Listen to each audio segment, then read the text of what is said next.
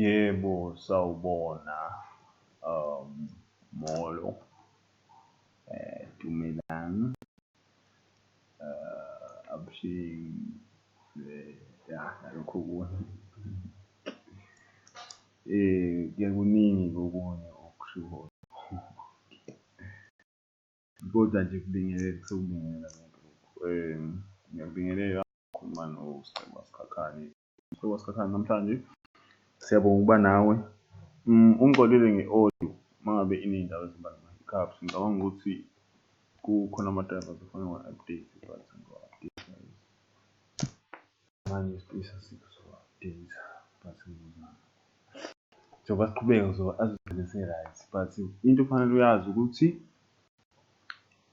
ungahlala kule channel yami noma yethu ekuthiwa i-Wayment Media Ltd. So ngimuntu osiza abantu ukuthi ba-understand izinto ey'ningi ukuthi zibe uzi-understand. Ngiyathanda ukusiza ngiyasiza nje for free isikhathi esiningi because ngiya-understand ukuthi kuningi basadileka ukuthi baku-understand-e from ey'ntweni ezingalezi yabo. So ngiyazama ukuthi kuningi kwenze nangesiZulu because isona engisaziyo. Angasazi kahle isiZulu namanye ama-languages like Rand and stuff but isiZulu ihambisana but ngiyazama ukusiza-ke. So if ukuthi mhlampe usuke waba involved ey'ntweni ezikanje before and wangena mhlampe ungaka-understand yabo and then mhlawumbe wathi usuphakathi wabona ukuthi ish lento kwafanele ngabe kufanele ngabe ngiyayi-understand-a mhlampe ngiphathekile or ngiyafisa ukwazi ukuthi into ethize isho ukuthini. Mhlawumbe usu-involved mhlawumbe usafisa ukuba involved mhlawumbe usuke wadliwa because iy'gemu ziningi and most of iy'gemu ey'khona azikezi nje ukuthi like they don't even care, they just care about ukuthi ufake imali kuphela and they will push you ukuthi ufake manje yabo.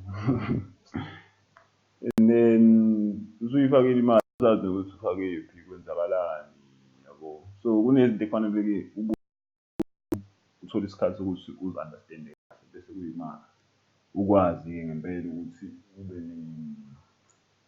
nempumelelo mhlawumbe ekwenzeni kahle noma eku-invest-eni nje. Mhlawumbe kungcono uku-invest-a sewazi uku-invest-aphi noma ngabe kuthiwa u-invest-a kuyiphi-ke enye i-system yabo because maningi ama-systems there's real estate, there's quite a lot I don't count yabo. So ziningi-ke iy'ndlela zokuthi u-invest-e so kufanele u-understand ama-system eku-operate-wa ngawo under wona kunawo ama-investment maybe products or investment plans or platforms or whatever. Ngaleyo ndlela basuke bey'beka ngayo yabo because nebhenki nalo ngokwazi nalo lisafalla under those because if you don't understand those systems that they are using to work, to make it work, then kwesinye isikhathi ungazi ukuthi mhlawumbe i-scam yabo. Mhlawumbe umuntu athi mhlawumbe ngiyizwe nge-backend i-scam leyo nto leyo because awuyi-understand yabo or then ungene kuyona mhlawumbe ungakazi uzwe ngayo and then you get scammed manje kwangempela or because okwenzakalayo ukuthi kuskemeka wena noma wena uholele ekuthenini omunye umuntu askemeke yabo. So into ekanjalo kukabili. So angifuni ukungena kakhulu ey'ntweni ezilapho. Ake sibukeni nje le topic yanamhlanje. Channel yami ungayi-subscribe-a kuyona ngikhona khona yonke indawo kuma-social media platforms ungangithola njengoba solokhu uwathola nje amanye amavidiyo esiqhubeka uzo-understand ukuthi ama-concepts esidila nawo imaphi kakhulu noma nawe mhlawumbe unombuzo ungakwazi ukuthi ungitshele because the reason why ngenza amavidiyo kanje ukuthi ngenzela ukuthi kunabantu abake bangibuze ngezinto ey'kanje uthole ukuthi anginaso isikhathi sokuthi manje mhlawumbe like every person ngimphendula nga-one by one. So it's easier ukuthi umuntu umsendele into kanje azoyifunda yabo or azoyilalela or azoyibuka or whatever. There will be audios, have groups, ama-training. Akhona ama-groups different social media platforms. Right. So let's get to it. Right.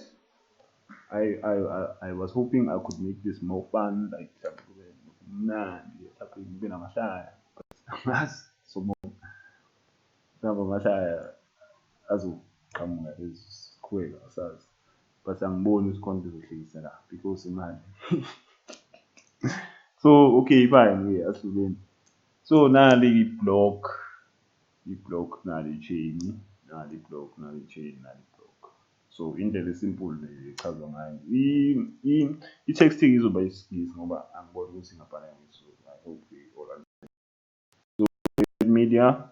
So it's us. This is me and you. So you are part of Women Media. It's about growing you, growing me, growing everyone in South Africa, in Africa, or any part of the world. If we would can't understand this anywhere else, I don't know if this can reach you, you there. Because anyway, you are already part of this system. Even noma ngabe kuthiwa ayisekho mhlawumbe in Bitcoin only, because the system has already been adopted by institution noma ama-services amaningi inhlobo eningi zama-services.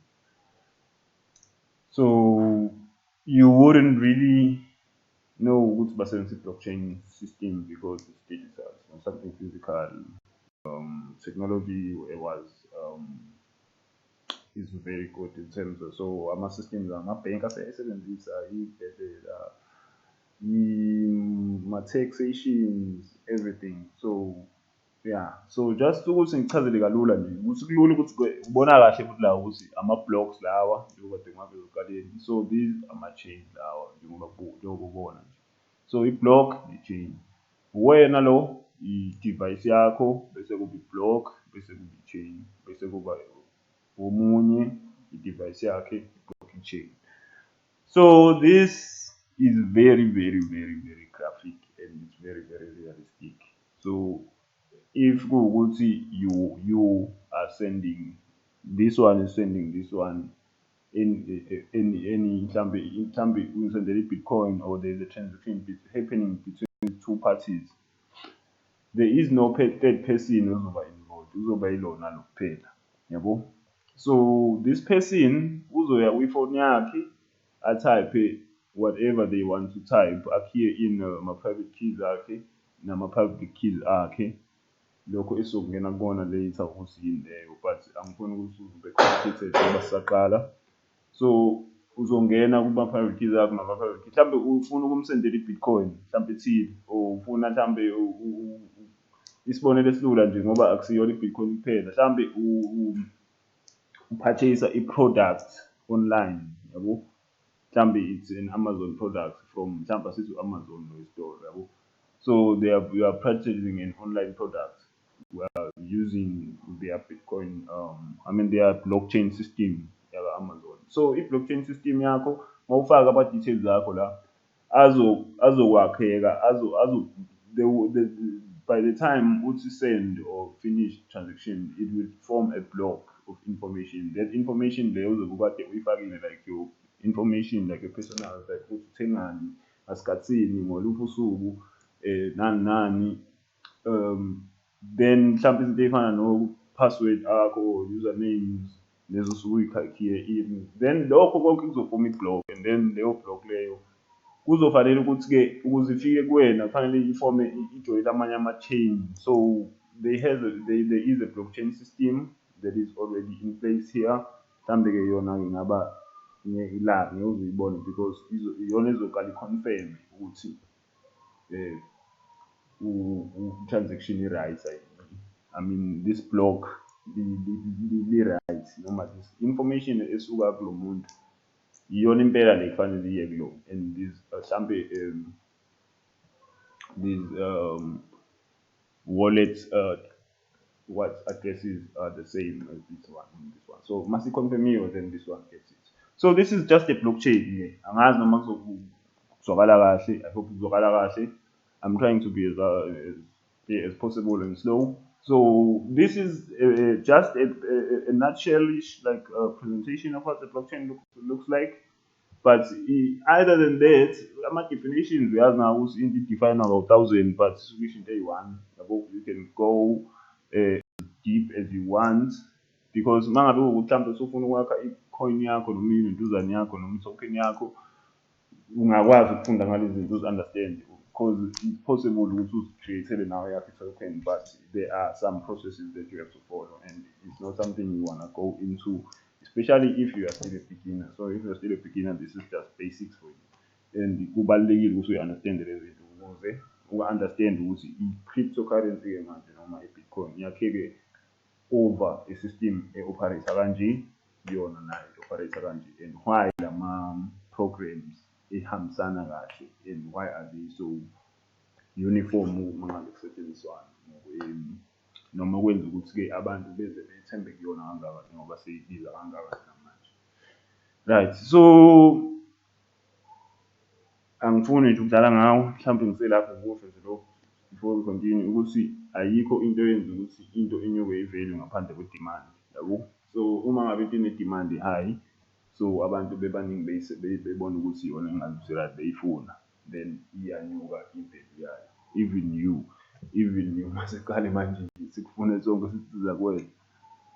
People manje ungaqala nawe yabo. So i-value injalo, yabo. So it's that. So people have trusted in this coin because they can see, they have researched and so ukuthi lama systems lawa esikhuluma ngawo njengamanje are right and are safe and are secured compared to amanye, because akhona amanye and there's so much in the market that you can look at. So this is why-ke sifanele sibone ukuthi yakhelwe phezu kwani-ke. So abaqalayo bayiqamba noma baqala babengayiqambi babeyi-describe ngoba kwakuyinto futhi nabo beyibona ukuthi hayibo yazi lento engazuthi right. So ukuzwakala kwayo kokuqala kwaba ngo-1991 ngabanye ama-researchers. So ababedinga ukuthi benzeni, babefuna ukuthi babebona ukuthi manje sekuqala ukuba khona ama-products a-digital. Ngicathi i-inthanethi engako but yayisikhona, yabo. Sekuqala ukuthi kube khona nama-products manje a-digital angakwazi manje ukuthi a-trace-eke ukuthi i-transactions a-trace-eke noma abe-time stamped. Uma ngabe time stamp kwagxiviza ngesiZulu. So into-ke uma ngabe kuwukuthi uyesitolo nje for example noma ikusiphi noma ika-Shoprite noma ikabani noma Woolworths noma ngabe kuthiwa cheap esibizayo, even nama-tuck shops namafamana nama-lezi ezabantu bayafisa ungabe kuthiwa banawo leyo technology but uma be-afford-a bayizama ukuthi ukwazi ukuthi uma uthenge into utholeni i-receipt, yabo.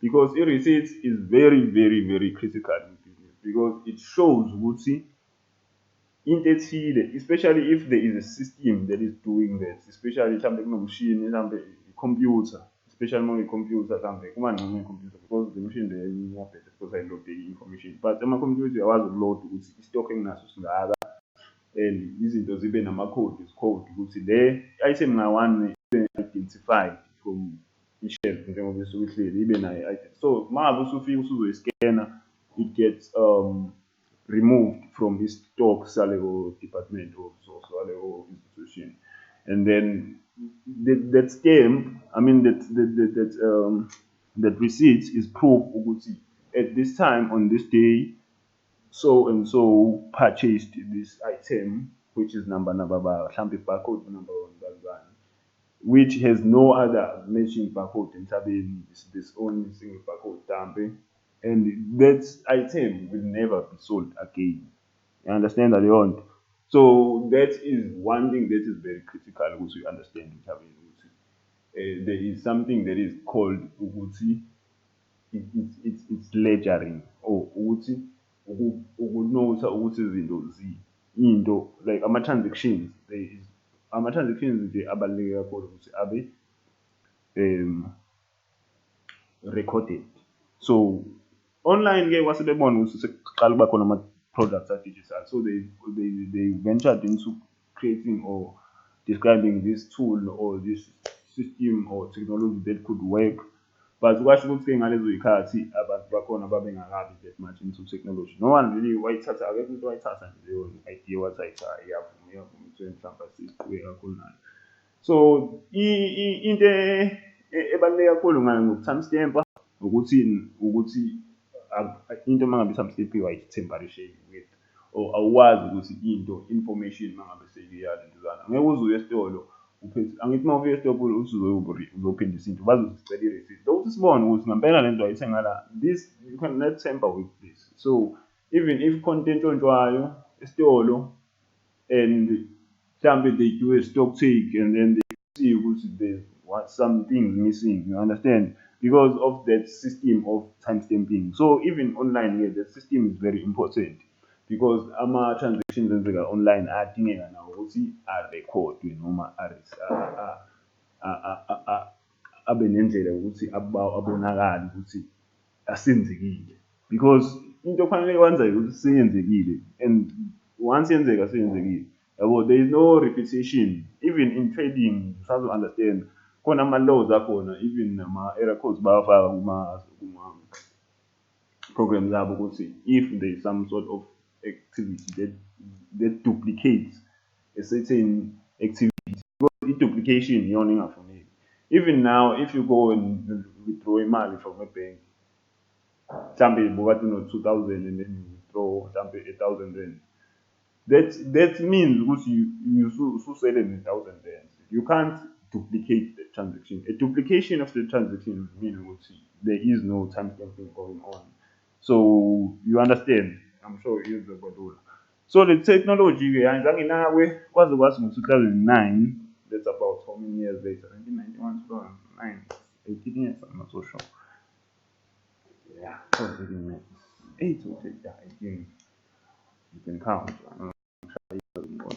So ngo-2009 uSatoshi Nakamoto, which is not known ukuthi kwakuwumuntu oyedwa noma wabantu noma alien noma group of people ukuthi phela ikhona lento yokuthi kuthiwa labantu laba bahlakaniphe kakhulu ngokukhoda because this coding thing yenziwa yilabantu laba abajule kakhulu baye kuthiwe banayo bla bla bla, but that's not asikho lapho, right? So this guy wayithola lento wabona ukuthi no. So wathi mangabe i-creator noma be-formulator i-Bitcoin, bathola ukuthi i-Bitcoin ngenxa yendlela eyakheke ngayo, i-cryptography le i-language abayakha ngayo ihambisana noma inamathiselana ne-blockchain uma ngabe kuwukuthi uyakuhlanganisa ngoba ama-programs ahlukene, yabo. So uma ngabe wahlanganisa ahambisalana lokhu okungazi ukuthi angazi ngathi yini. So indlela asebenzisana ngayo kahle enza ukuthi i-Bitcoin nje ibe like ayenza ibe namandla kakhulu ngoba ukube kuthiwa i-blockchain noma ingekho le system le before kwakuzokwanzima mhlawumbe ukuthi bayi-create, but bayiqala nabo bayakha kabusha-ke ngendlela bayi-develop bayi-improve from le yayikade ikhona. So babona ukuthi kusho ukuthi-ke ihambisana kahle ngenxa ye-cryptography le ekuyiyona esetshenzisiwe le yokuthi ama-funds abe secured kanye ne-security, and this is finance, ne? So into-ke eyenza ukuthi-ke abantu bayithakasele kakhulu noma enza ukuthi ayithande laba babe-create i-Bitcoin kakhulu, iyona indaba yokuthi-ke kwakukade kusekhona amabhenki, kushuthi amabhenki ayesebonakele ukuthi ayakwazi ukuthi impela akwazi uku-alter-isha i-information from ama-financial records, yabo. And sometimes those things would cause ukuthi amazwe angene into into recession bla bla bla nezinye izinto ey'njalo, yabo, ngenxa yezimo nje ezazibuye zenzeke kwindlela ekwakhandishwa ngayo ama-records a-financial, yabo. So that means ukuthi nje you can, even though phela-ke kungekho lula kangako, but you can think of it like now makuthiwa naye kuthiwa wena mhlawumbe uphethe i-bank and you have access to wonke ama-transactions, like nebhuku elinawo wonke ama-transactions. Sometimes you could be tempted mhlambe involve nalapha seduze kwakho uzayashayela imali. So it's something that is not really trustable, and it's, even today if you look at the banking system kahle hle namanje, you can still not try. Mina ngithembike at all because you know very well ukuthi there are processes that are followed that are not really in favor of customers yabo. But-ke ngenxa yaleyo nto ukuthi asikho lapho ekuthenini discussa lokho, sifuna ukuthi-ke u-understand ukuthi there were reasons noma ama-problems ayese-create-ekile that led to ukuthi kuze kube khona i-system ekanje e-revive-wayo yabo, ngoba yayisikade isiphelile.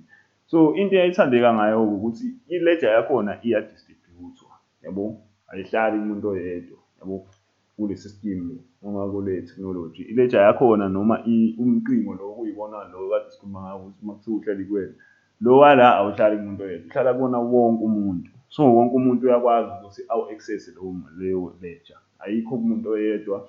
So and into futhi eyenza ukuthi nje ithandeke kakhulu ukuthi uma ngabe uke wafaka i-information yakho kuleyo ledger noma kulelo block lelo noma kuleyo data, noma uma wafaka idatha nje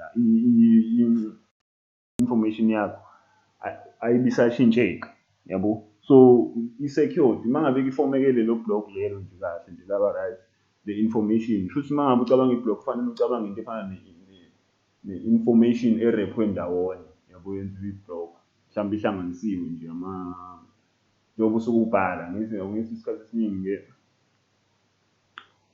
wena mhlawumbe ufakayo ama-digits akho, mhlawumbe let's say mhlawumbe type i-amount, angithi lezo zinto ey'khiyayo in ozithapha in ziba izinto eziwasa like i-certain code ezoqoqwa ndawonye bese iyahlanganiswa bese yakha i-block. Then labo contain mhlawumbe i-amount, i-time, i-date exact yabo, lezo zinto lezo zizokwakha that certain piece of information that will be only accessible to those people abazobe benzani beyifuna yabo, noma abazobe befuna ukuyi-confirm lapha singafika later on, but ngifuna ukuthi ube nesithombe esi-understand-ekayo. So i-information masiyakhekile kwakheka leli block wayifaka leyo information ngenxa yokuthi i-technology yala i-information futhi ayifani njengale esiyisenda nje from nje mangabe nje singekho kwi-blockchain network.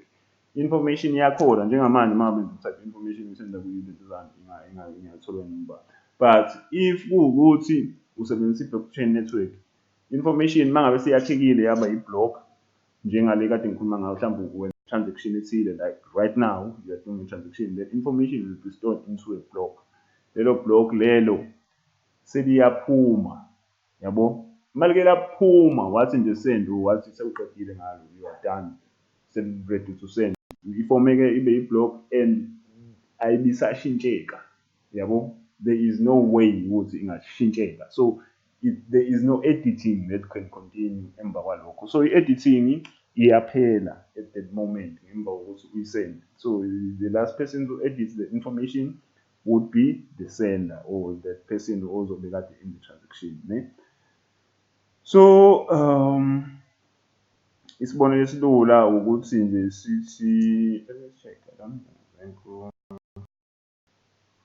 Let me check. So ibonelo kwezikhona ngoba mhlawumbe omunye ufake information serious like for example kuba khona indlela yokuthi bayithathe information mhlawumbe ufaka ama-banking details and then kuba khona i-page ezokuthatha leyo information bese yabo ingabe accessible kubafuthi. But kulokho kufanele ukuthi-ke u-understand indlela aba-create ngayo-ke ama-softwares nangendlela aba-programma ngayo izinto esikwazi ukuyibuka kwi-screen sakho, right, ngisho njalo, right. So i-data i-blockchain ukuze i-survive noma ibe khona iba nali i-block nje ngizokwenza isibonelo, i-block this is a block. So this is information you have just sent. Okay, this blue block blah, so ifoni yakho and this isaphuma nje ifoni yabo. So you just finished mhlambe ukuthi send, you just press send and then this is now a block. So it's created, a block is created with all those keys that you did. So those combination of lentuzana ngesikhathi iphuma kanje iba i-problem, i-math problem ngokwami ngolimi lama-computer, because ama-computer asebenza ngani ngo-1 no-0, so ayabala kuphela. So iphuma ibe i-problem ye-maths yabo, asikakabi kudala kwamanje. Right, so izinto ezibalulekile ezama-elements ezakha kahle i-block le-blockchain ukuze ifomeke kahle i-blockchain yangempela iqhubeke ibe njengoba uzwa nje ngayo namanje sikhuluma ngayo. Ama-elements abalulekile ile yokuqala kuthiwa i-data noma i-information noma ileyo combination. Idatha-ke uma ngabe ukuthi mhlampe I'm sure bakhona abantu esikhuluma nabo abasebenza ku-data yabo, like data could be anything, and data is something that is collected, yeah, for a specific purpose. So i-data iyahlukaniswa ibe specific, yabo, and then it ends up in sometimes depending on what level of data you are at. So i-data iba specific. For in this case, the specific data that we are talking about is the data that is related to transactional information. So njengoba uzokwenza i-transactional data iyona-ke lezokila, and the transactional data will identify ukuthi this block of information carries this type of data that is supposed to be going to a certain inhlobo ethile ye-chain le-information. Or the reason ngisafuna ukuchaza ukuthi idatha isebenzisana nani ne-database, angazi noma ngimenshina lokho. So idatha mangabe iflowa yodwa kanje ayinalo ikhaya, yabo. So idatha has to be stored somewhere in a database. So i-database yethu la in this case, so say yini blockchain, right? So i-blockchain ama-database ahlukene, ngeke ngasho ngathi khona eyamaphoyisa, khona ey'bhedlela, khona eyokugula, khona khona I mean ziningi izinto, like mhlampe khona CIA information only, khona eyama-beauty products, yabo. I mean there's shopping, banking. So ayifani idatha kanjalo-ke, ingakho-ke la kule data le kunama-blockchains ahlukahlukene kanjalo nama-databases ahlukene. So this data would need to know which database it belongs to, right? So that is why oh sorry, because sorry. So the first element is data, then bese soba ne-hash. I-hash ke sizofika kuyona khona maduze, but into efanele understanding i-hash ukuthi isebenzisana kakhulu ne-data because i-data esuke istoriwe ishiwe phakathi kuleyo block. Angithi sikuyisho isuke specific to a certain mhlampe choice of data or choice of blockchain or database. So into eyenzakalayo uma le data ikhona, so i-hash iyona-ke manje ikwazi ukuveza noma ukuziveza, iyona ndlela ekwazi ukuthi i-identify ngayo ukuthi ibelonga kuyiphi i-blockchain noma kuliphi i-database. So idatha elaphakathi ibelonga kuyiphi i-database. So that is where you see ukuthi this particular block carries this type of data which belongs to this particular database, right? So kuyifana nani-ke ne-ID, mhlambe nje ungathi nje mhlambe lana nje ungabeka ne-fingerprint yonke ukuthi umuntu ne-fingerprint, base asingakafiki lapho-ke. So i-hash ye-previous block ngenxa yokuthi-ke sikhuluma ngani la nge-blockchain, so sikhuluma ngezinto ey'hlangene. Kuyaye kube khona i-block melifika noma i-block information malingena kwi-internet pool lingena lijoyine kwamanye ama-blocks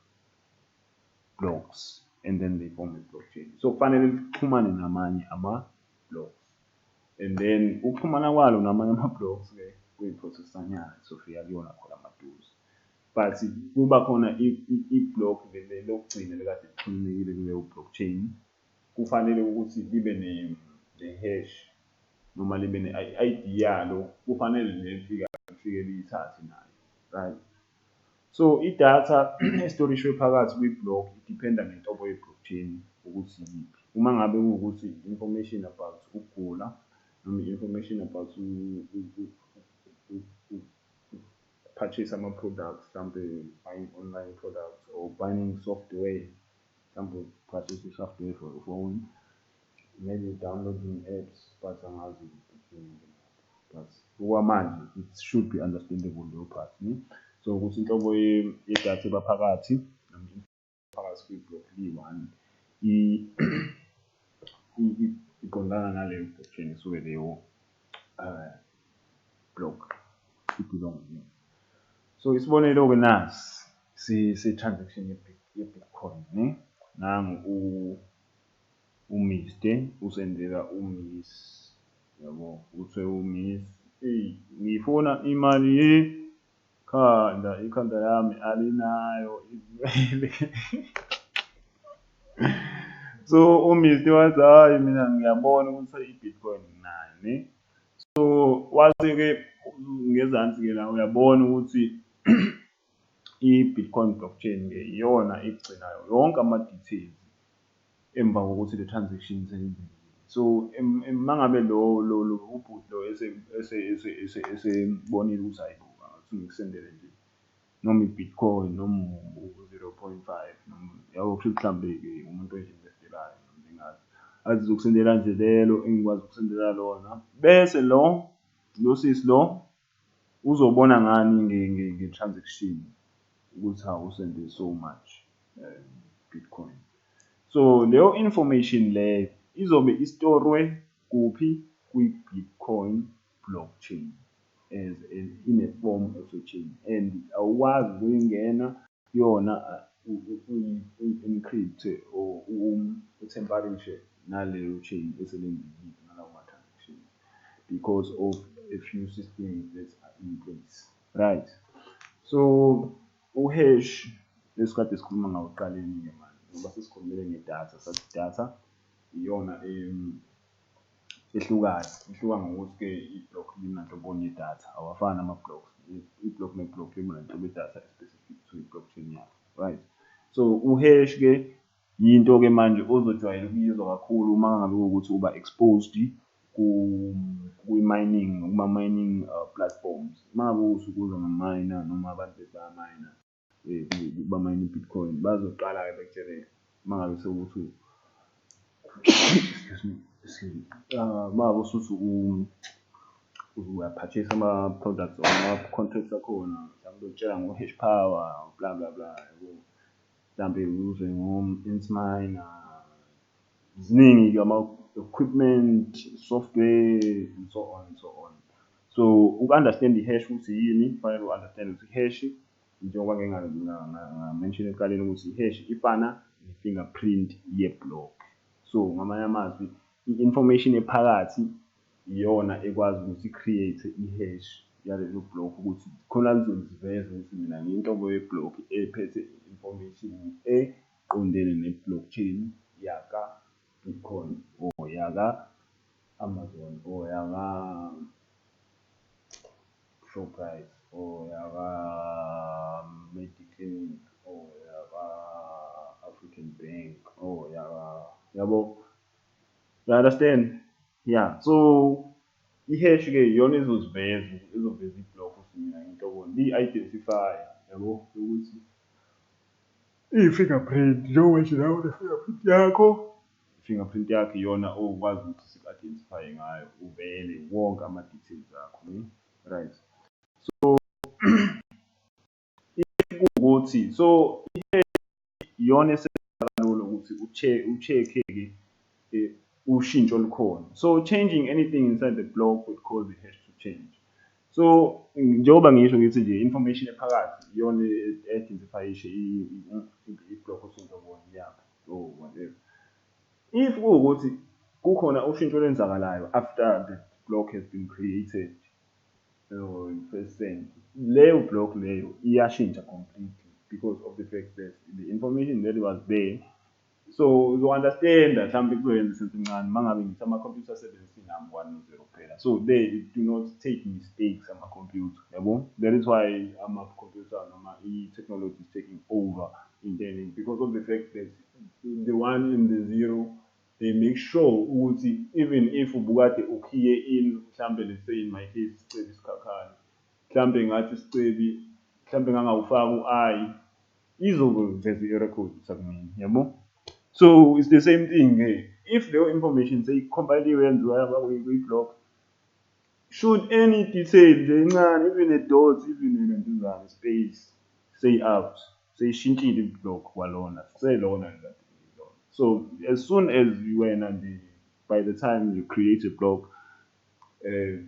everything was not, there was no error before you created the block in the A right, and then by the time the block gets created, no one can tamper with it. If anyone tries to tamper with it after its creation, the whole block changes. Information storage phakathi i-case sensitive ayikwazi ukushintsheka, yabo. So in other words, hashes are useful to detect changes to blocks.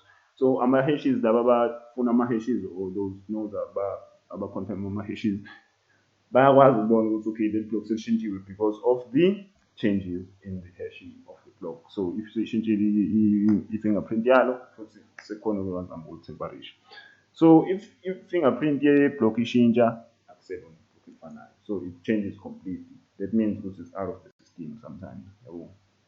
So into yesithathu ekufanele sibuke kuyona la u-hash ye-block elidala. So ukuze u-understand-ke ukuthi kufanele u-understand ukuthi ngesikhathi i-block seli-create-ekile, kufanele liyongena kwamanye ama-blocks li-create i-blockchain. So uma lifika khona kufanele li-communicate nawo, ne? So le nto-ke le yenza ukuthi-ke iyona system ebalulekile-ke le yoku-connect-a ama-blocks nge-chain, ukuthi iyona eyenza ukuthi i-security ye-blockchain ibe inkulu kanjani. Okay, let us see a visual representation of this. Right.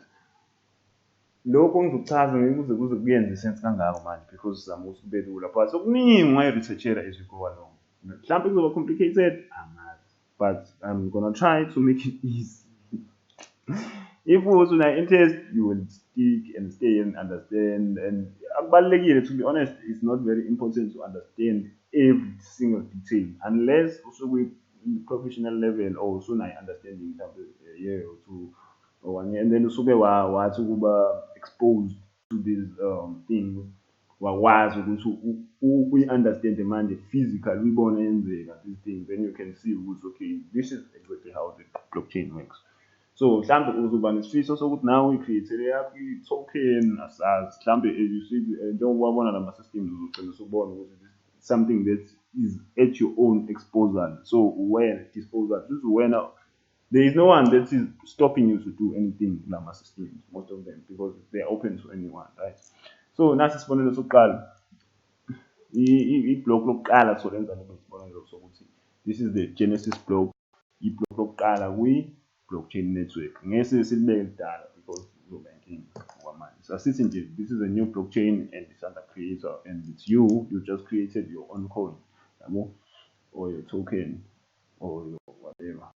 And then mangabe livela le block lokuqala, i-previous hash ngelibe nayo, but lizoba nayo i-hash yalo yamanje ekanje.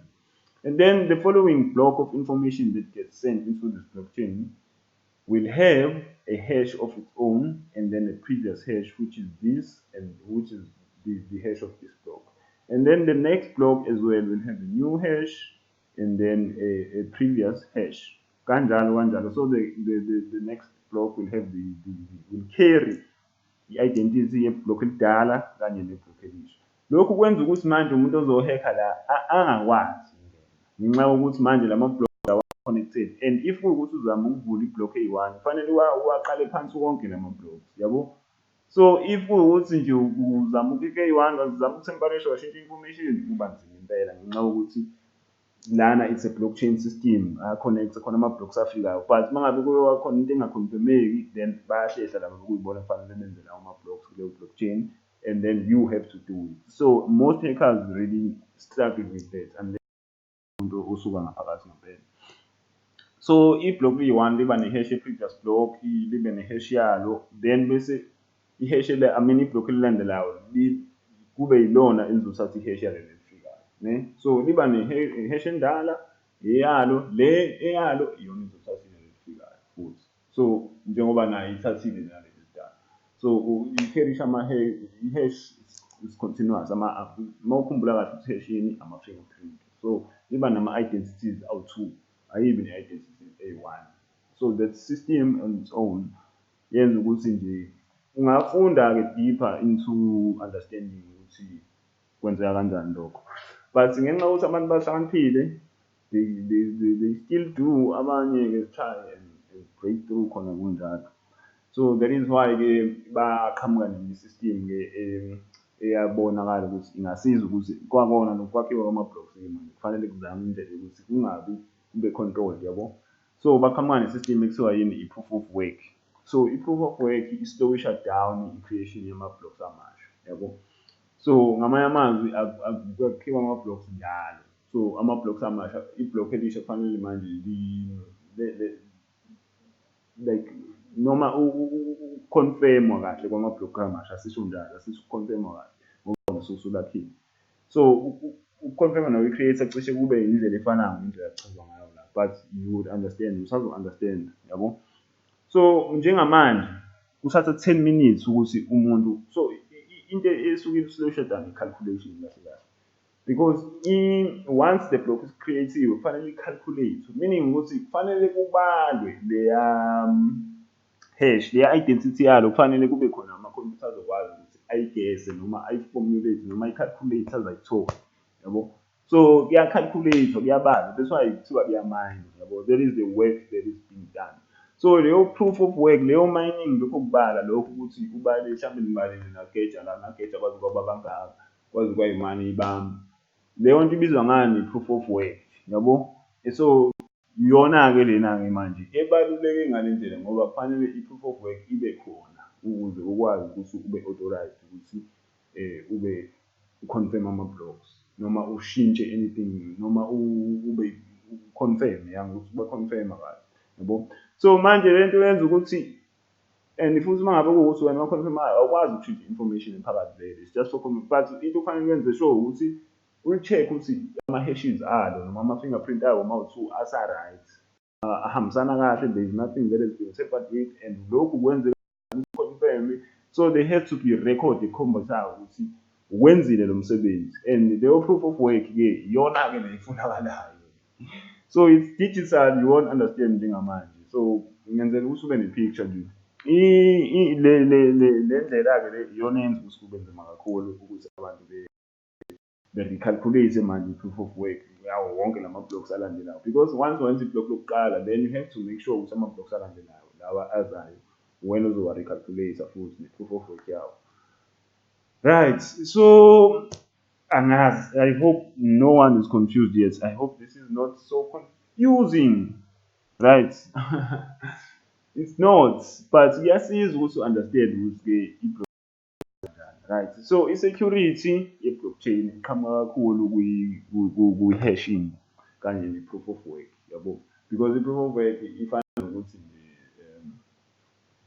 umuntu mangabe njengoba nje mayini makuthiwa kuyamayinwa, mangabe uthi simba igolide, kufanele kubonakale ukuthi phela uqale wahamba wazofika kuyona. Ngeke uvele uqhamuke nje ku-clean but sekumbiwe, sekunomgodi oquma ukhombisa ukuthi usulitholile igolide usulimbile. There should be proof ukuthi you worked there and then you found the gold.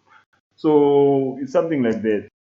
Basically simple, kulula kona, kodwa-ke ama-concepts akhona ngazuthi anzima mangabe uyibuka, right? So ey'ntweni ey'ningi sesikhulume ngazo ziyakhombisa ukuthi i-cryptocurrency, I mean i-blockchain-ke le ekuyiyona i-cryptocurrency yakhe phezu kwayo isebenza kanjani, yabo.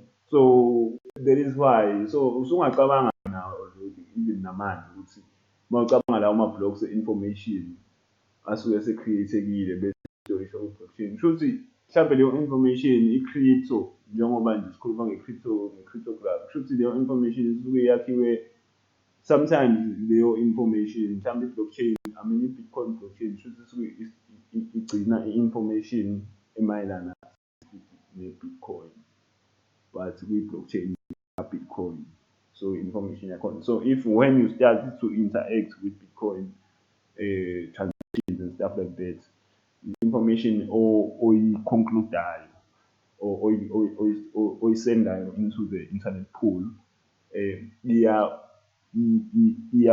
iyafomeka ibe yi-block bese iba ne-identity, and then it goes into the internet pool in search of the Bitcoin blockchain. Angazi uma uyazwakala lapho. So that's has ukuthi abantu-ke babe ne-security ethile abayithembayo. So into yokugcina engifuna ukuyi-add-a eyenza ukuthi-ke manje this one more thing ngikhuluma ngayo la as usu-understand-ile mhlawumbe something obukade uvele ufisa ukusheshe uyi-understand uyaxakeka wangakhuluma manje ngalo phansi mhlawumbe sewuyikhohliwe ngenxa yokuthi phela esikhuluma ngazo la ile yokuthi nansi i-peer to peer network ne so i-security ekuyiyona eyenza i-Bitcoin into eyenza i-Bitcoin i-blockchain ibe the best njengamanje kubona wonke ama-systems akhona and wonke ama-lentuzana adopter yona is because i-distributed and is decentralized. So ngamanye amazwi wonke umuntu uyiphathi yakhe yabo. So esikhundleni sokuthi kusetshenziswe i-entity noma infrastructure noma institution noma i-bank noma umuntu oyi-one single person ukuthi a-control ama-record of transactions.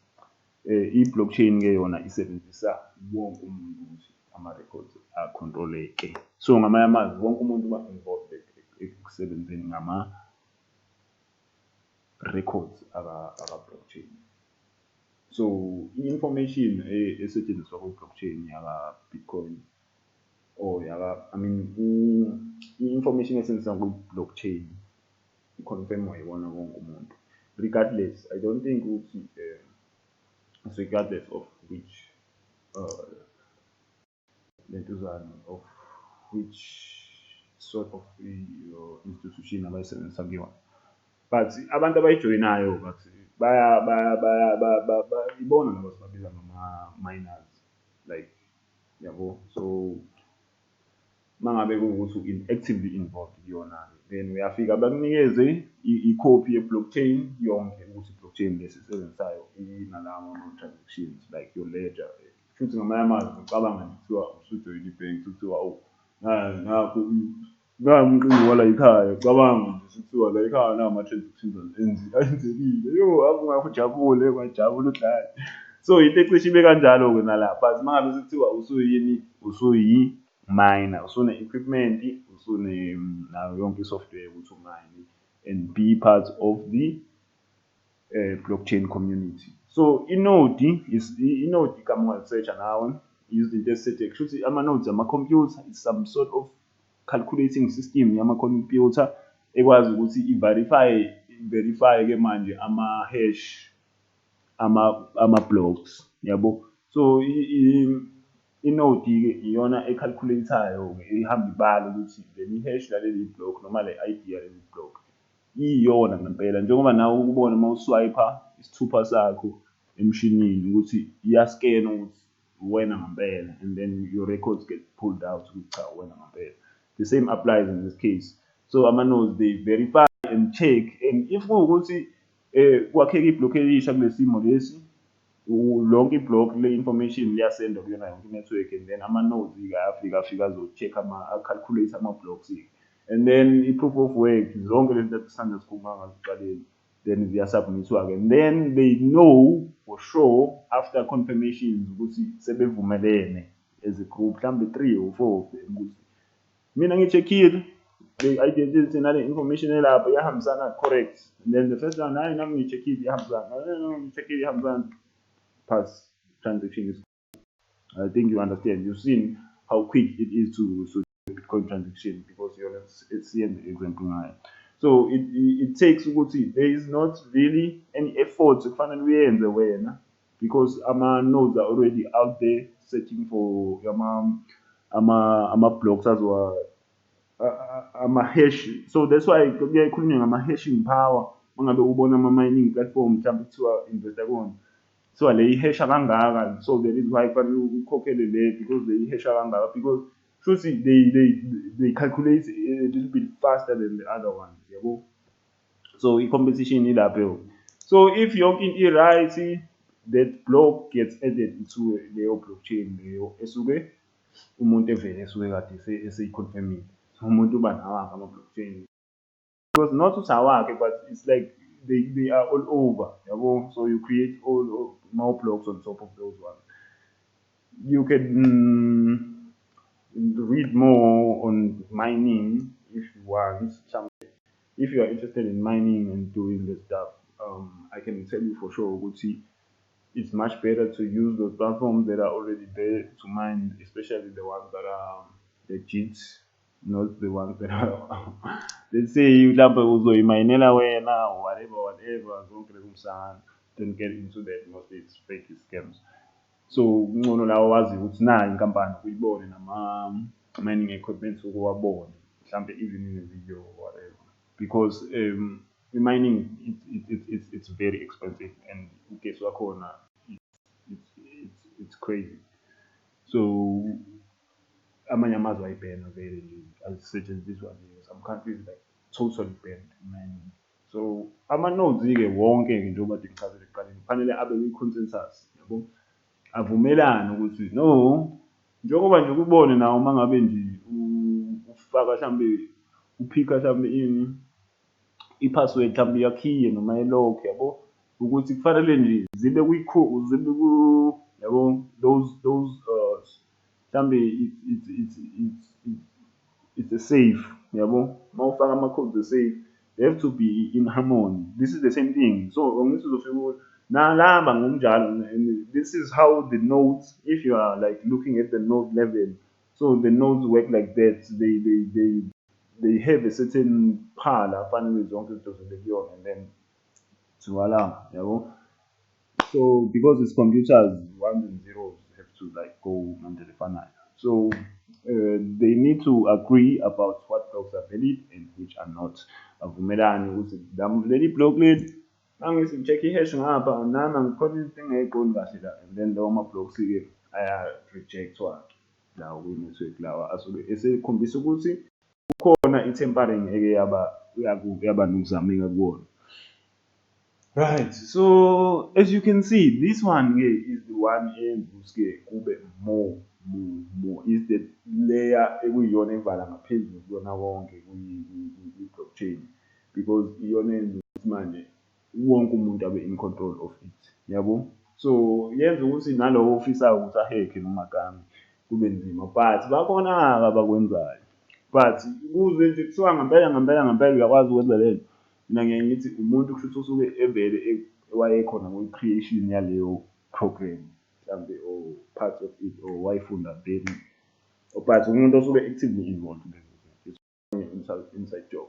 So ukuze ukwazi ukuthemparisha nge-blockchain nje, mhlambe sithi uzama ukwenza isigangu now, angisho ukuthi futhi sengenzela ukuthi u-understand ukuthi unzima kangakanani, kufanele uthemparishe ngawo, uzame ukuthemparisha nge-information kubona wonke ama-blocks aku-chain, yabo, because ukuthintela iyi-one athinteka wonke because of the hashing, I mean previous hash ne-hash nento are-connected wonke.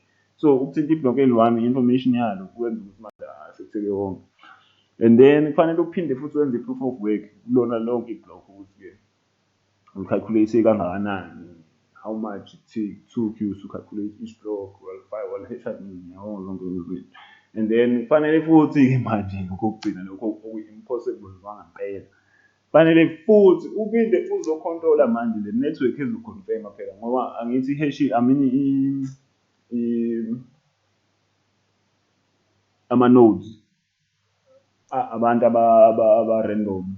So how can you get hold of 50% of those people to confirm that transaction for you, or confirm that hash for you, yabo? So mangabe sekuwukuthi-ke unayo yonke nje system le-package ukwenze konke lokhu, mhlawumbe ungakwazi ukuthi uhekhe or uthemparishe nge-blockchain. So it's unhackable-ke, but mostly-ke uhlale ukhona, yabo, because semhlabeni la uyazi ukuthi izinto ezi-impossible zivamise ukuthi zibe khona, but yeah, kuba naleyo discrepancy. So I hope ukuthi abantu abaningi bayi-understande kahle i-blockchain namhlanje, because ayikho enye indlela esimple ongayithola ngayo phezu kwale. You can get it simpler, maybe in a video demo, like I mean Popeye or something like that. So let's have a quick back. So izinto engifuna ukuthi zibe sobala kakhulu ukuthi i-blockchain isi-adopthwe kakhulu abantu abasebenzisa yonke inhlobo ye-technology njengamanje. Sibala medical records noma kungabala amabhenki, tax collections, o-SARS nabo sebesebenzisa yona. Sometimes agriculture, ziningi izinto. I mean, if I could count off iy'bonelo njengamanje seziqala ukuba ngempela, I think everyone's going to be using yona in a few years. And then i-cryptocurrency-ke iyona-ke esetshenziswa kakhulu kuyona. So if ukuthi wazi nge-blockchain, then you probably heard ngayo from ukuzwa kwakho nge-blockchain, you probably heard because of i-cryptocurrency isetshenziswa nakwi-property. So into engifuna ukugcina ngayo noma ngifuna ukuyi-add ekugcineni la ukuthi before I close ukuthi ama-pros ayo ukuthi improve i-accuracy nokuthi isuse i-human error, yabo, nasekuverifyeni izinto ukuthi zi-right, yabo. So uya-understand-a now ukuthi even if sihamba nawe mhlambe mina ngiphethe cash, wena ngiphethe i-card, and we go to a shop and we buy the same product, and just because I have cash and the product could be mhlambe 289, mhlambe sweet 289, and I have maybe in my pocket 5 rands, and it's cheap, and then I give the 5 rands, and then the cashier might not have this 11 cents for this 89 difference. Now you could end up getting like 10 cents, but on a card, accurate. So I understand that, So cost reduction by eliminating the third party. So there's no third parties or compare because everyone gets paid. It's fine and with trading, as you understand, which there are some trading platforms where abayile duzane khona abayi third party, where they assist you to trade the market, but bona they don't have any assets, and then bese kuba khona abanama assets abo o-trade kubona directly ngezinto zawo. So that's why ke uthola ama-differences, kunama-differences endlela izinto ezibiza ngayo ama-price. Uthola kwenye indawo i-Bitcoin ibiza kakhulu, kwenye i-exchange ibiza kancane. So there are a few things that you should know, but ke sizokukhava lokho uma sikhuluma nge-Bitcoin ngoba manje sisakhuluma nge-blockchain. So i-decentralization yayo yenza ukuthi kungabi lula ukuthi utemperishe ngayo. Ama-transactions akhona are private, secure and efficient. I-transparent futhi technology yakhona because everyone is exposed, unawo wonke ama-records ayo. So ama-cons ukuthi inama-cost when it comes to mining, which are quite high compared to what you gain in return. So that is why you should never ever listen to anyone who tells you when they're like massive in mining. There's no mining platform that is making so much. They have a regulated return. I'm not so sure, but yeah, it's not crazy like they would come up in my inbox now. So like low transactions per second, history of use in illicit activities, susceptibility to being hacked. So the only one I'm gonna cover there is illicit activities ukuthi be involved. Kodwa phela ke leyo nto leyo kufanele ube cautious ngayo ngoba bayakwazi ukuyithatha futhi yona le system bayisebenzise futhi ekwakheni izinto mhlampe like izinto, I mean ba-create ama-blockchains for other stuff like money laundering and so on.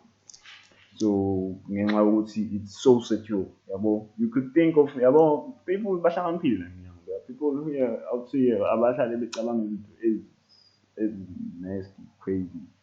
So they know they have now seen with how like the system is ngathi kanje. So I can use it maybe to use to do izinto eziceleni. And ngenxa yokuthi i-protected kanjalo, so it gets very safe for them to do that. So it was sesifikile-ke esiphethweni sa-video. I hope ukuthi iyasipaint isithombe esincane.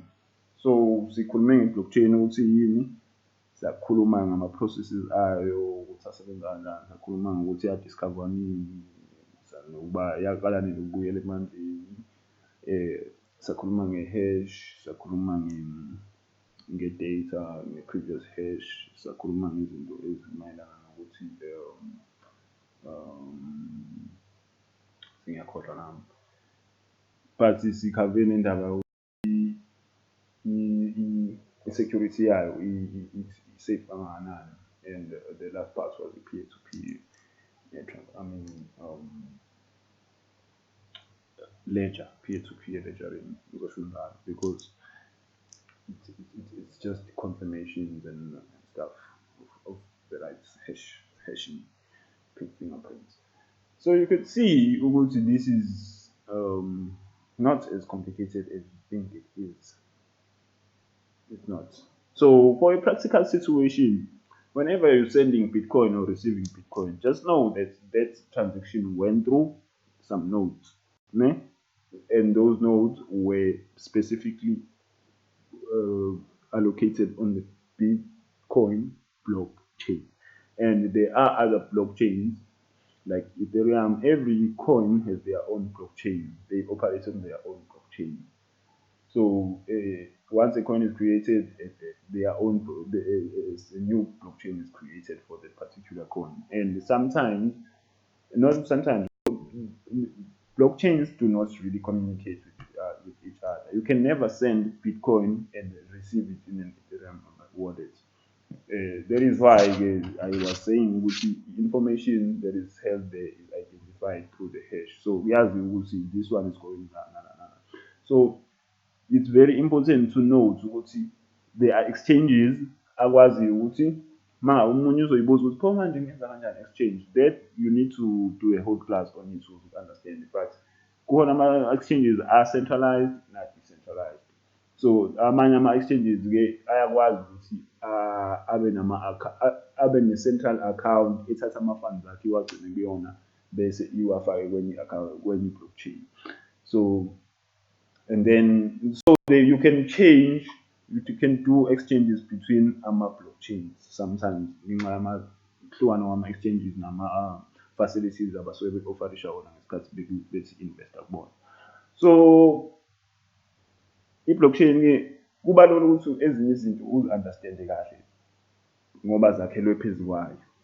So the following things, it's not really important to understand computer stuff that much because fanele wazi wena ukuthi mangabe usender or receiver, there are people that confirm that, and those people are all in the network. And you can, please, I'm stressing this, you can do it even right now if you have a latest transaction or like an email that was sent after you sent a transaction maybe recently. Go to it if you've never done that and check the transaction address and click on it, and it will appear in your browser, and then in your browser it will show if it's confirmed, pending, and they will tell you the transaction, every detail of the transaction will be there. So it means that that information is accessible to anyone. It's in the internet, but the only people that can access it and do any activity on the information are people that are allocated directly in the blockchain. So, yes, I want to say to you, I had a good. I hope this is not too long, but not too long. You can like. This is Wayment Media. Mr. Kani, the founder of Wayment Media. We have good great plans ahead. For now, you can just assist us by liking this video.